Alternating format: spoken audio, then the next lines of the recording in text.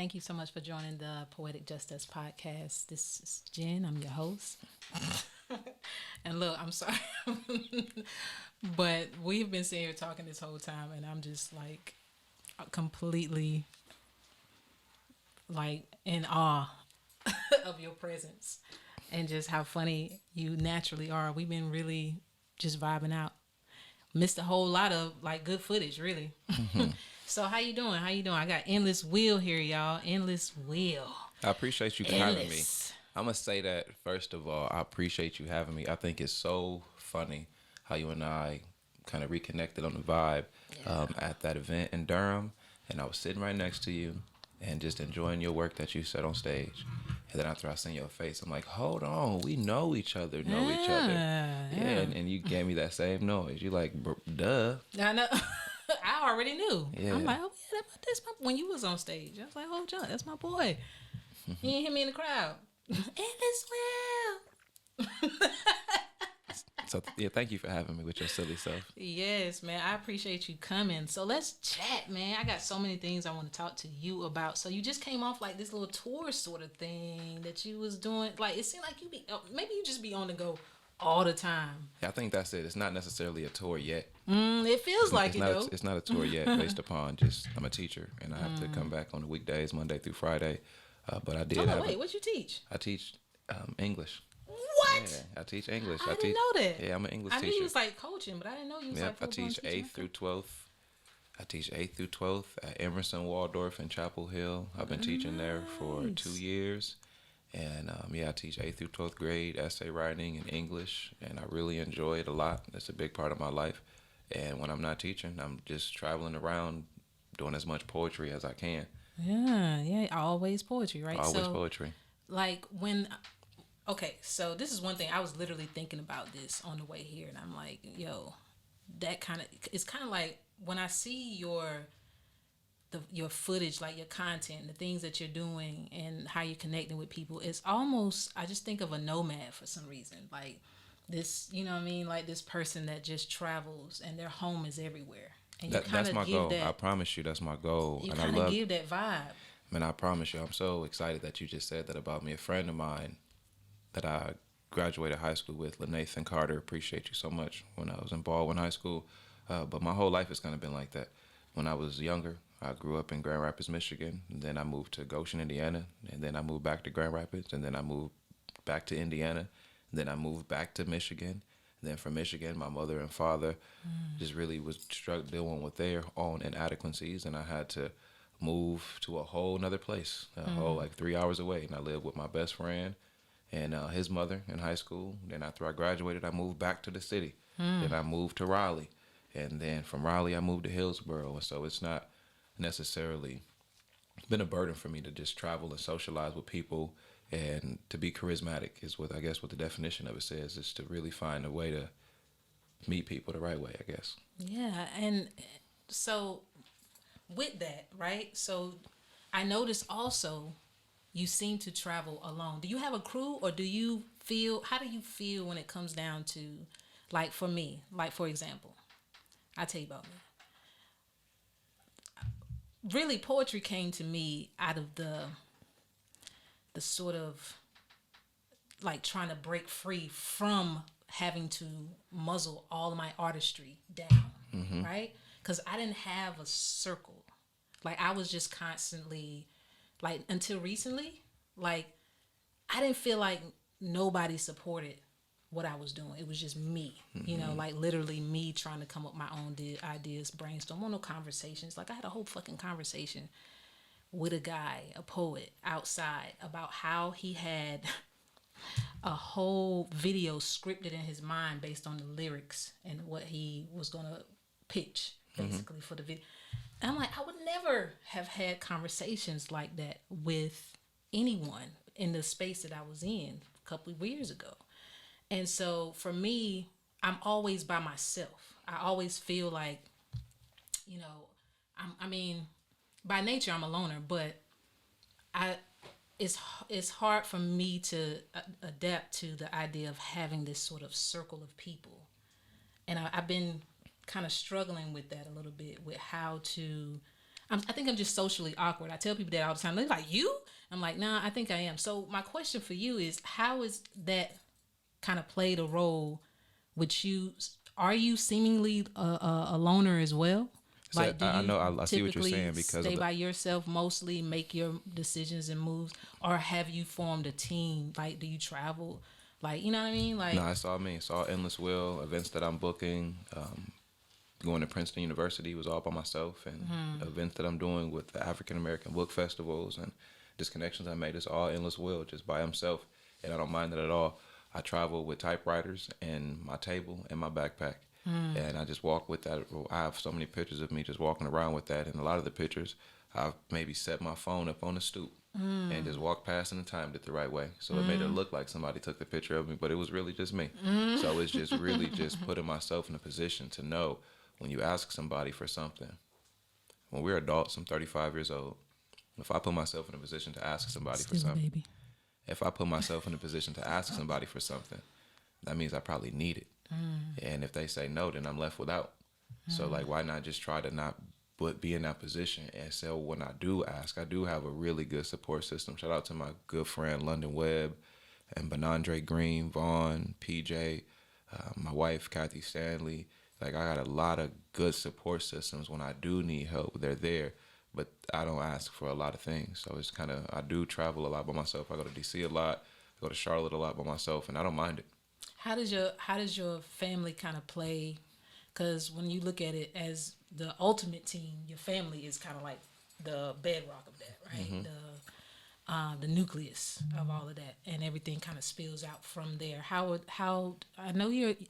Tell me how many kids you got again? So I have 3 kids, and my wife has 2 kids. We've been together for 8 years. So together we got 5 kids. Nice. And we don't have any So kids. a squad right there. Yeah, we don't have any kids together. And I was really have always been so focused on being a dad. I had my kid at 19, and I had a kid for the wrong reason. I just really wanted to show people that you can be a dad. I remember showing like walking around with my son in the car seat, just to like have my dad see me with my son, or have my uncle see me with my son, because they don't really take care of their kids.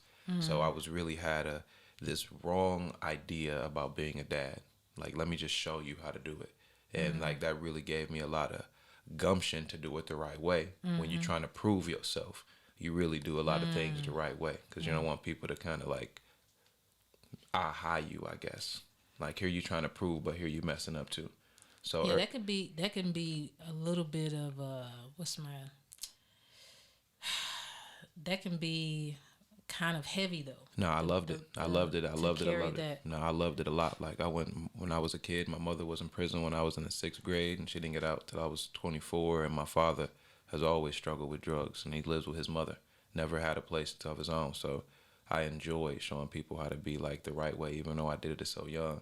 So when I got out of that idea of just having to take care of somebody, then that's when the art came. And it just really grew so heavy. And I was always writing. I would always write and express myself, the day, and my kids, or just life in general. And Like, do your kids write too? my daughter, she's a painter. She we buy these electrical outlets, all white, and then she'll like paint these really unique designs on them, and she sells them for $5. So we're just at Boutique Soul at the past the Aux event. Shout out to Crystal Queen, curator, and Boutique Soul restaurant on Tobacco Road in Durham. If y'all have never been there, make sure y'all go there. But they do this really cool event where they have DJs come and they just play the beats that they make. And my daughter and I, we set up, and I do my typewriter poetry there, and she sells her art. So she made like $35 yesterday selling a bunch of outlets. And my son, he's an artist as well. He likes to draw, and he draws these really deep, dark, like Donnie Darko-esque, like really cool, creepy images, to be honest with you. And just to see like what's going on in his brain is very fascinating. I kind of tried my best to cultivate that. He's put some of his art on buttons and stickers and posters, and we've sold some of those things. And my youngest son, he's just finding himself. He's just a little young baby. He's 13, but he's just a young boy, just likes to love and hug and compliment people all the time. So they're not writers, but they are artists. And I make sure that they really understand, don't get bogged down in this world of education per se, from, I'm saying this from a teacher standpoint. Like my daughter, like, you're not trying to be a scientist, so don't focus so much on that science grade. Like, we can accept a C, Like what when you come home and you work? Well, I admit I'm hard as I don't know what with about them grades. Yeah, but I try my best not to. With my son, my daughter, Yeah. she's a little bit, she's a little bit different. It's, I go easy on her a little bit more. But my son, I don't play that. Like he know. But that's my heart though. Like, I think that's why, you know what I'm saying? And it always be the oldest. Are you like that with your oldest, or you just feel kind of neutral with Nah, I'm kind of like real hard on Joe.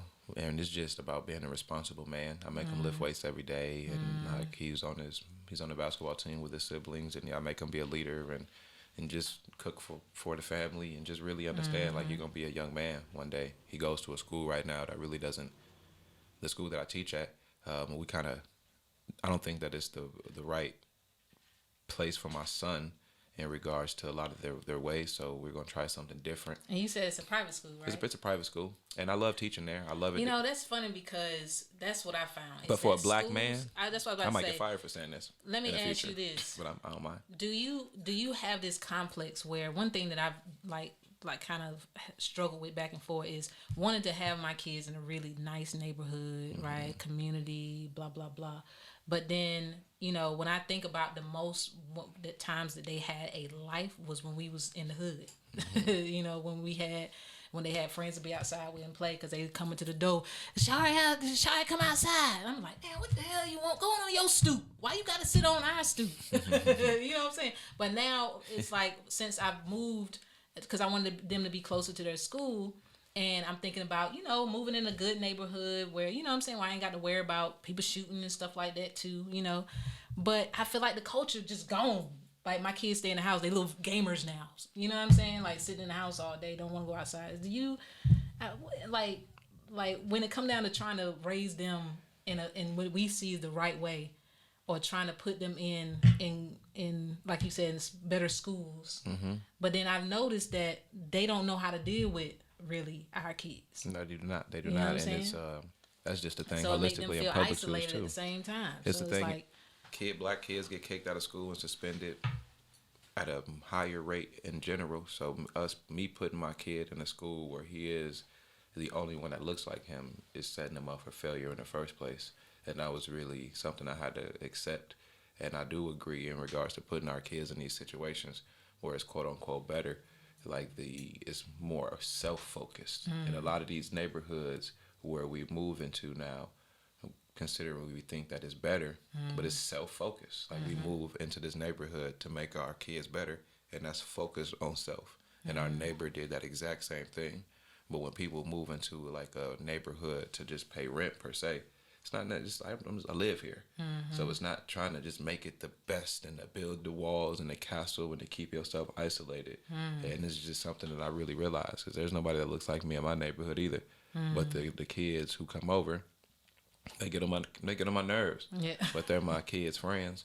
But they don't live the life that my kids are going to live when they get older. And I had to talk with my son all the time. Like, look, you got to keep your head on the swivel. These little friends you run around with do stupid, shit and get away with it. But you, it's a little bit different. But the cool part about it is, with this platform that you're doing right here, and the platform that I'm trying to build for myself, is it really gives us an opportunity for our kids to really have what we say that they're not going to have. And like that's the hard part, that to really kind of accept. We're like, well, when you get older, like it ain't gonna be as easy as what your friends have.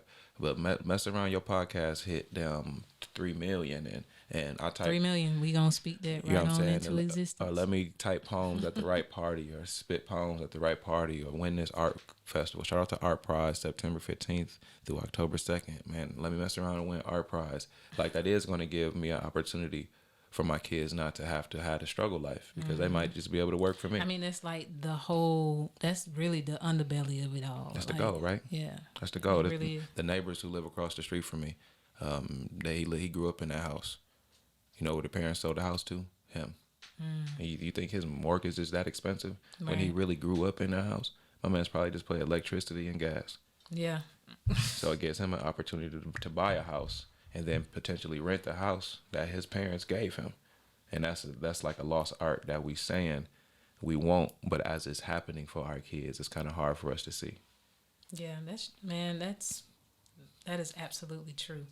So, how does one make a living as a writer, like as a poet, as a artist? To reflect on yourself and to really understand and to dive into the words of other folks and really see stories have been told before that folks wanted to listen to.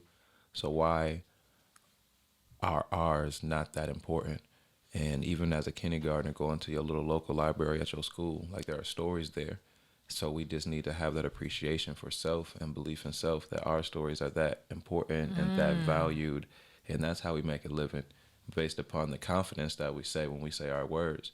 Like, I'm never going to go into somebody's kitchen and they say they made food for me and they're apprehensive about the recipe. I'm not going to eat that like happy.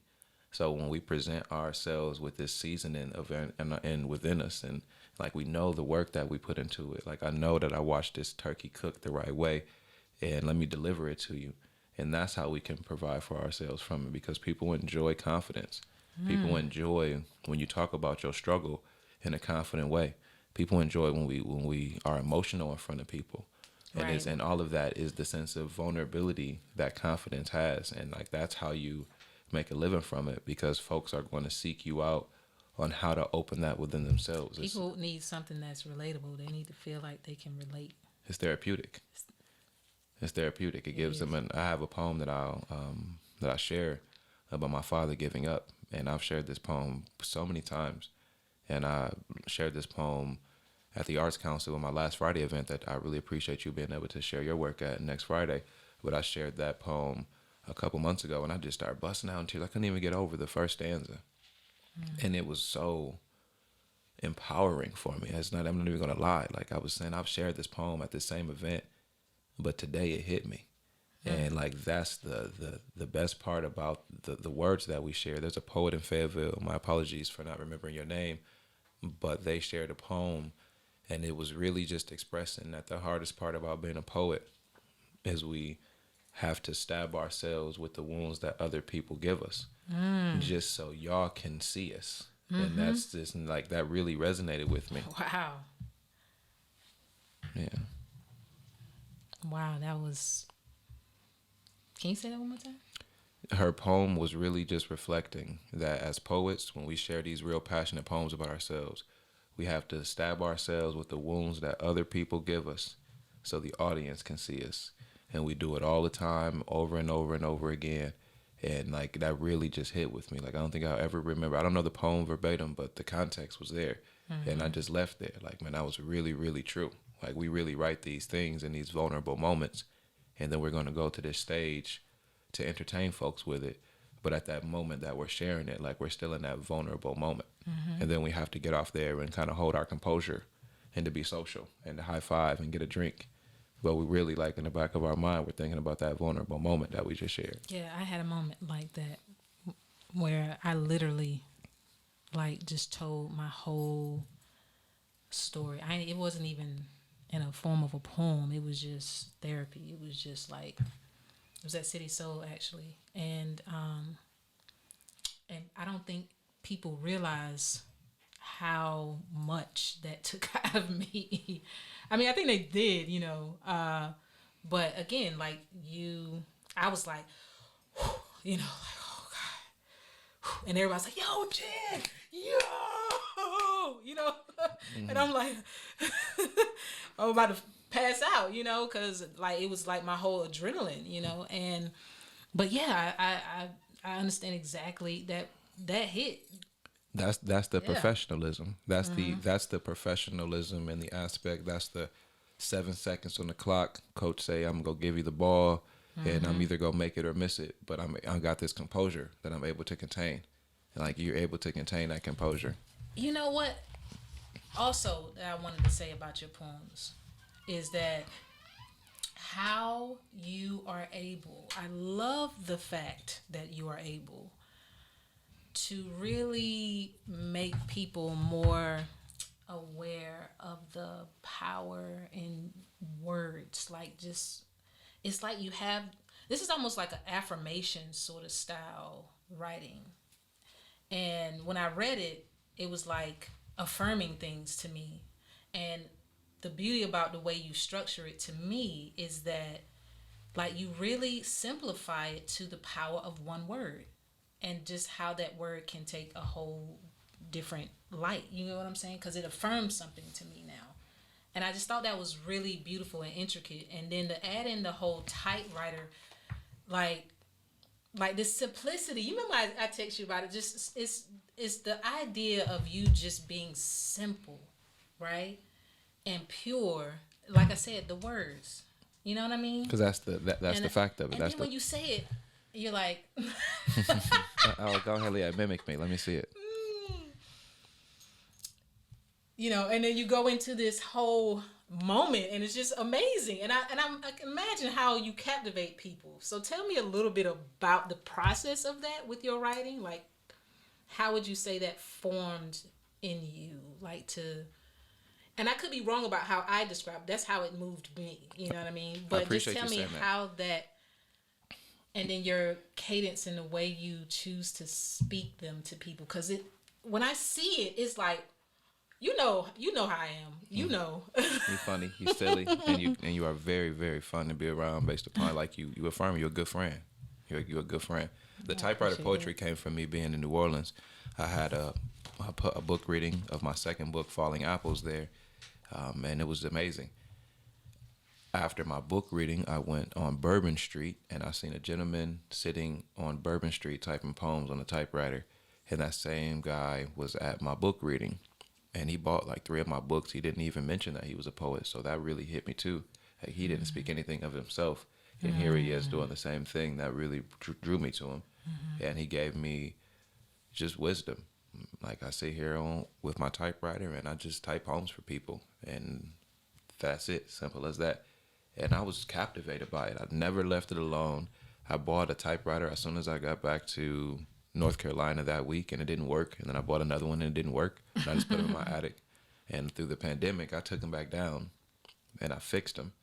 And it was funny because I had those typewriters for a while and just never really played around with them, but just something hit me to really pay attention to them. And the typewriter poetry came about. I love the collaboration of asking somebody to give me a word and write it down, and then I will write a poem for them. And to be honest with you, when I write a poem for a wedding or for a spoken word piece, like, I have a really nice methodology of how I go about it. I use a lot of web notes where I put my word or meaning in the middle, and then I draw a bunch of different lines about it. When I write a lengthier poem, it's a process for me. Oh, so yeah, that's the English teacher. Yeah, when I write a lengthier poem, it's a process. Like, I know what I'm going to write about based upon me crossing what I said I'm going to say, and it's based upon me thinking about it throughout the day. So you kind of start and build out. I'll start and build out. Like, this is what I want to say, and then let me do it, and then I may add to that. But I never really have written a spoken word poem or a longer poem without that process. I really kind of chart it out. That's beautiful, yeah. But I like that process. But then with a typewriter poem, I don't know how it comes out. I really don't know why my brain thinks that way.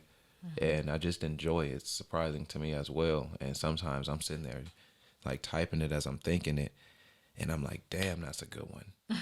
And then quite often the person I'm reading it to, they're like, you really did just create that right off the top. Like, I can tell by your reaction. Like, yeah, I don't think I'll repeat a lot of lines. Have you ever been like, oh, shit? Nope, not one time. Not one time. And I say that because there is no such thing as a bad poem. There's not a such thing as a bad poem. There's no such thing as a bad poem, because I may write a poem today that I don't think is at my best, but I might read it next week and it's going to hit me different. And because it's all about the intention and how you see it and the meaning and how your day was going about it that day. And if I write a sad poem and I'm having an amazing day, it's just I done gave that to somebody. Right. And it may not hit me, but that same sad poem, like, let somebody call me about some burden that they're going through. So what was has there ever been, or tell me the most, like, I guess, impactful moment with all your travels? I know you just went to Princeton, right? Was it Princeton? Yep, I went to Princeton University. Beautiful, beautiful, beautiful footage, and just the pictures are so I had a chance powerful, to be. and just like I was just like, wow, in awe of the way they captured all of that. So But what like, was that one of your, did you have Nah, some really good moments the there? most amazing moment, the most amazing moment that I had, and it was about 3 weeks ago at the Durham Farmers Market. There was a 5-year-old girl, and I remember I met her and her mom last year. And when she was in a stroller last year, just like a rainy day, I typed a poem for her and her mom. And this year she was walking around a little farmer's market, and she just was sitting there watching me read poems to people. I didn't even know the young lady was watching me. I'm sitting there doing my thing. It was a crowd of people. And she just came up and said, "I really love your work. I have your poem from last year." This is a little girl that told me this. And the mom was like, "Yeah, she reads it." And I'm like, "Man, that's crazy." Like, this is a whole child who has the opportunity to touch on tablets and do all of the things. And today at the Makers Market, at the Black Farmers Market, the owner who organizes that, Tamika Meek Making, shout out to her little 3-year-old son, Eli, so brilliant. Favorite word is actually. Just like trying to make a paper plane. He's like, "Well, actually, I didn't fold it right." I have a student like that. She says basically. Yep. She said basically. Well, basically. And I'm sitting there just loving like, it. just say what you gonna say. So I'm sitting, he asked if he can use my typewriter, and he called me the basketball man because I had a basketball jersey on, and his mother told him I do my basketball camp. And he sat there and he typed, I typed for him, "Eli is cool." And I read it to him, and he said, "I sure am." And just little moments like that with young people, you know. Yeah, I think the youth is the ones that seems to kind of capture us the most. Like, for me anyway. Like, you know, I teach too, right? Okay. I do. So Yeah, we're I both do. educators in the Oh, room yes. here. We are both Black educators. Shout out to Inspiring I'm the trying Youth. not to shake my bangles because I'm getting, you know, fussed at. But anyway, so I wanted to get into some of your poetry though, before we run out of time. So is there which one really is there one that you can think of, because you got a lot? Oh, yeah. So I brought. Is there one that you could think of is your absolute favorite? Me, as an artist, I do not do favorites. I don't got a favorite color. No, I do have a favorite poem. If I do my favorite poem, that'll be my share another poem besides my favorite poem, because my favorite poem is like, it is. I share it all the time. I share it all the time, but I'll share it. Why not? It's my favorite poem. It's very important for me. I really hope that if I die today, I'm going to pick up my kids. I mean it. Make sure somebody read this poem at my funeral and at my party afterwards, because this poem really means a lot to me. But I said, is it even possible? I know it seems logical, but sometimes I think it's an impossible obstacle to actually give thanks, to show how much you really appreciate the fact that God woke you up this day. To simply say thank you honestly doesn't seem like it's enough.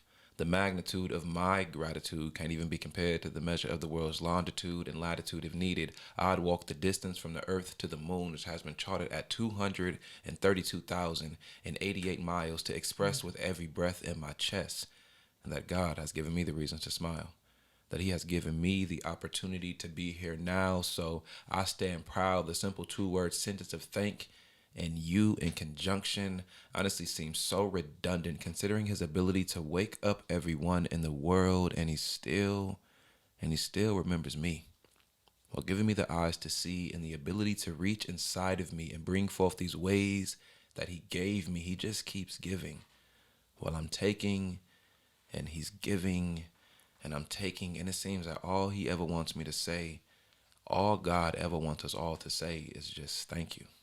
It's just thank you, you know. Well, thank you. I appreciate you so much. Yeah, I appreciate you too. That poem really means a lot. As I mentioned off footage, I moved to North Carolina off $50 in my pocket off the Greyhound bus. And for me to be the poet laureate of Hillsborough and on the Arts Council, and to teach poetry at a school, and a homeowner and a father and a coach, and just all these things that God continued to give me, it really blew my mind, and it blew my family's mind back in Michigan. Like, man, it's crazy how successful that like you have become being in North Carolina, when literally before I moved down here, I was selling a pound of weed and was just really doing all of the wrong things. And one night I'm sitting there counting my little stupid weed money, and my daughter was about 2 months old, and she wouldn't go to sleep, and she's sitting there, she wasn't crying or nothing, she just wouldn't go to sleep. And I'm sitting there counting my money, and I'm sitting there looking at my daughter like, I don't want to do this no more. Like let me try to figure something out. And I ended up figuring a way to be down here, and it's been crazy, right? Yeah. And you know, we go way back. Way back. Oh yeah. We go back a little bit. Sorry, that laugh meant nothing. And laugh meant nothing. Oh yeah, It there meant was nothing. there was chuckle no of memories. what they call it, You know, I used to remember, what was the album that you sold me? It was one of the, I ain't gonna say it was the first one. I don't know if it was the first one because you probably was putting out poetry albums for a while, spoken word albums. It's Broken Perception. This is my first book, Broken Perception, really took me a long ways.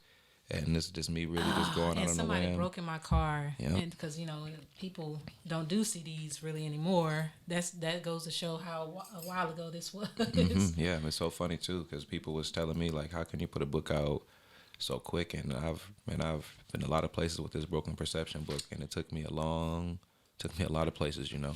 So this is your latest book, right? Lost Poems. Lost Poems. All types of poetry. Hardcover, just in case anybody ever tried. It is hardcover. I was like, Yeah. French. I did the hardcover just in case anybody tries to attack you. That the edges are sharp and you can beat somebody up with them and stab somebody. That's what the hardcover's for. It's a weapon too. It is, but it's a really good book, man, and I appreciate it. And I like that you incorporated your pictures in there too. That was dope.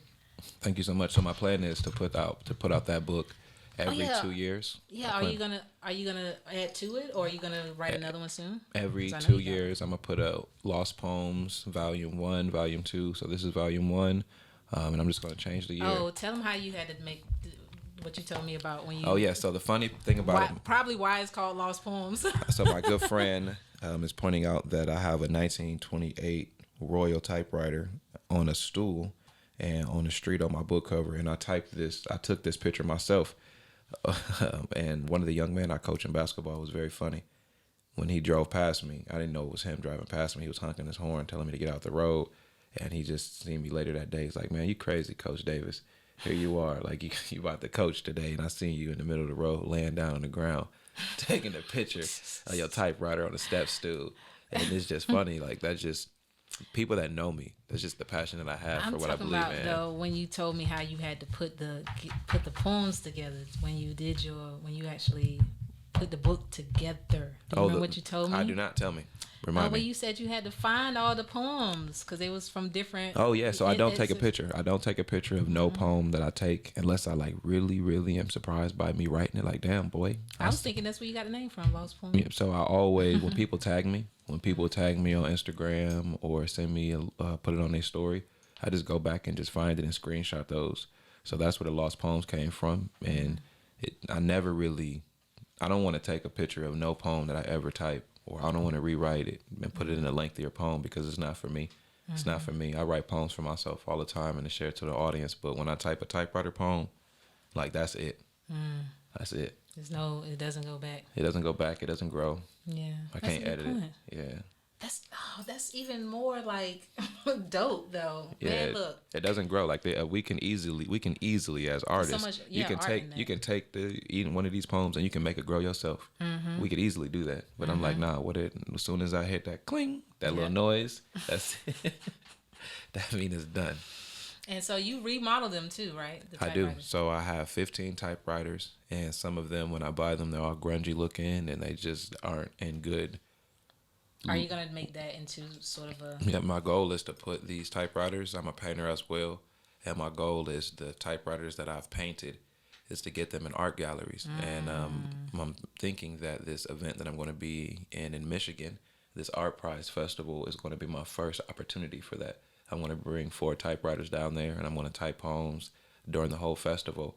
And just that experience of people seeing some customized typewriters and being able to experience them and type poems or letters and things themselves. I'm hoping that really makes me stand out from other artists that are down there. Yeah, you definitely have met the marker for standing out, and just like I said, your pure passion behind everything you do is amazing, and it's always captivating for me. Like I be like literally like, oh my God, that's so amazing. That's what's up. That's what we're supposed to do for each other because it makes us make sure that we know we're doing the right thing. I'm very an advocate. I'm a big advocate of letting people know they're doing the right thing. Like, that's the platform that we started on as kindergartners, with our name on that stupid poster, and we're able to add the stickers on it. And then as sports people, when we score a point, we get the point. Coach lets us know we did a good job. Like, we're constantly affirmed. I buy my groceries, something comes back to me. I might even get a Food Lion point. You know what I'm saying? So, like, why not have that in our circle? So every time you're sitting there saying nice things to me, or I'm saying nice things to you, it's just trying to balance that same energy we already get. All right, so tell us all where you're gonna be at, what different projects you got going on. Well, shout out what I have coming up. Close out. What I have coming up next, I've got the Last Friday, which is going to be amazing. I've got this amazing, beautiful, beautiful voice coming out. Her name is Jen Evolving. She has this podcast that you all should check out. It's really, really soulful person. Really, really soulful person. So she's going to come out and share some work. I've got John Le Carre, one of the first people I ever reached out to ever, 12 years ago. This man's from New Orleans. He's driving down here to perform poems in Hillsborough, North Carolina. And it's going to be great. This is going to be May 27th. And we're going to be sharing poems from 6 to 8:45. Me, Jen, and John Le Carre. We're going to go to Margaret Lane Art Gallery, share poems there for about an hour. Then we're going to go to Yonder Bar and share poems there for about an hour. And then we're going to go to Tom Stevens Gallery, which he's the former mayor. A lot of connections. Just a lot of good people are going to be there. We're going to share poems there. Then on the 29th, John L. On the 29th, John L. and I are going to do this amazing Best Dressed Breakfast Brunch, which is going to be really, really phenomenal, where we're going to give away $100 in cash prize, $50 for the best dressed male, and we're going to give away $50 for the best dressed female. I've got the red carpet already done came in the mail. Yeah, folks gonna walk the red carpet, and I've got voting cards, so it's real easy. Folks gonna sit at their table and enjoy the live music being performed, and we're just gonna sit there and vote. And whatever best dressed male has the best votes is gonna win that $50. I've got 3 live performers. I've got a jazz band going to perform. The brunch is going to be all you can eat, bottomless mimosas. It's going to be great. I'm just really trying my best to cultivate my art. Are you working on any other projects, far as books? Or nope, I'm not working on any books right now. I am writing a lot of poems, and I haven't put a spoken word book out in a while, but I really am challenging myself this summer to write better. I know I do a lot of spontaneous writing. You do audiobook. I'm trying my best to get on. I'll put this as an audiobook. Black Chakra's level. I'm trying to get on some of these slam levels, and I enjoy losing slams because it lets me know how I need to grow my art.